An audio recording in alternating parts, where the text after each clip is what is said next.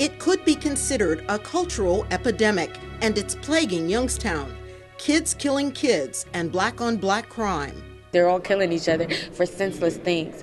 And poverty, gangs, and drugs often play a major role. It's not just a respect issue, it's the money issue, it's about what they don't have at home. Of 19 murders in the city of Youngstown this year, 21% of the victims were teenagers. The victims and the offenders are getting younger.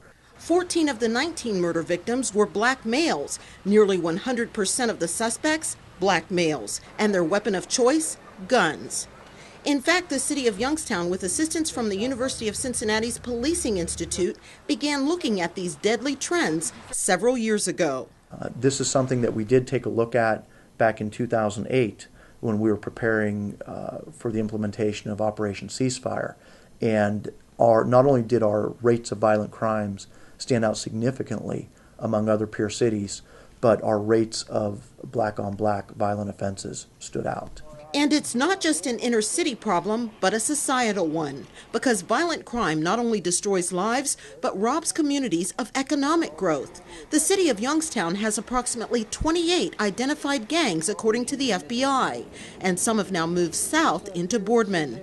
So what's the answer? Some believe the problem starts and ends at home because police can't do it alone. If you recall, we had an ordinance called Parental Responsibility, and a nearly identical ordinance was overturned up in the Cleveland area on appeal.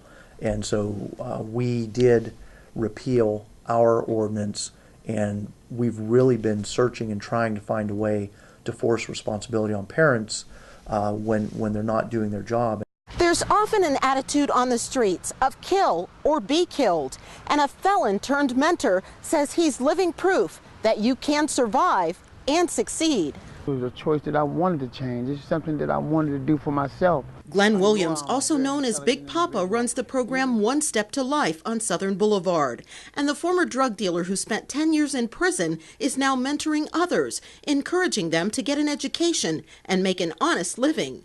And he says we all need to stop judging young people by their appearance and their attitude, instead encourage them to want more in life. It's about planting that positive seed of life, and it's not easy.